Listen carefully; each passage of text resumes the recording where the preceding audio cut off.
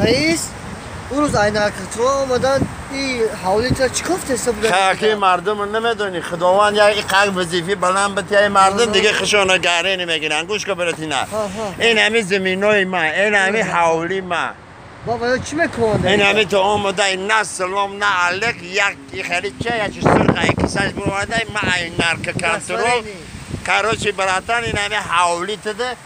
نشه میکنن کی میگه ایگا پا؟ همون مرده که نرک کنترل چی؟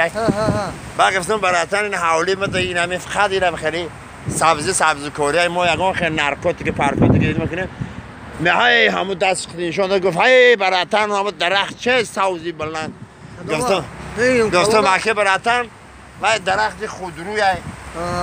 گفت من میرم میبینم نشه نباشه همون او دستفرین در کیسه زد من دیگه گوش هم نکنم من گفتم برات نره که پشایمون میشی خیز ره براتش کرد 15 minut پس ای همونجا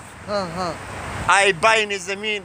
سگ نرک کنترل سرکنه میشه کلده و خورده دویده سگ گاو زدن نمیتونه ما ای دورگی میداری چی گفته؟ چی گفت چه؟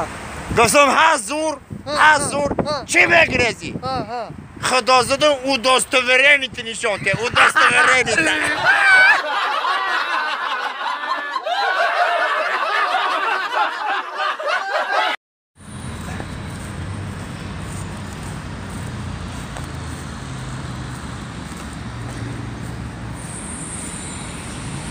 سلام برادرای عزیز در صبح دم تمام خوشی‌های زندگی را براتون تمنا میکنم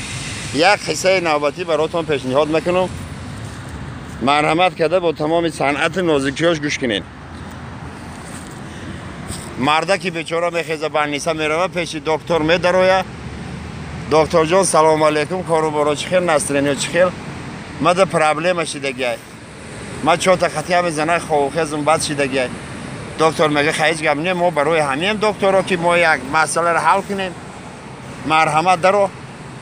میشینه برو که برو این طرف نگاه میکنه اون طرف نگاه میکنه گفته ای طرف 30 باری مردکی موندگی خواه خیز خطی زنه 30 بار موندگی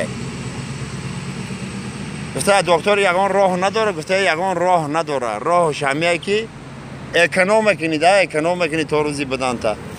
مردک میبیوه زی خونه چاو میشه زنش میپرسه مردکی جون چیکار کردی آخه چی با خیزی گپ نمیدی بیا مانی با یه ساعت میگذره ای مردکی جون خیلی بفهمون آخه چی گپه چی درد علم داری ای بیا مانی شو روز میشه زفت را کسی ای مردک جون خیلی بگو آخه چی درد علم داری بفهمون التماس ما جانی تو میشم تو جانی مفهمون گفته حادثی کار نمیخیلی مرا 30 بار خوخیز مونده خطی تو برای ما 60 سال 70 سال عمر ببینم گفته مردک جان هیچ گپ نه بیا یک کار میکنیم گفته چیکار میکنیم گفته گرافیک میکنیم همین راهی میکنیم تا روزی بدن برسه گرافیک میکنیم گفته برای خدا زده من دین شو گرافیک کردم لیچ نه در گرافیک ما تو نستی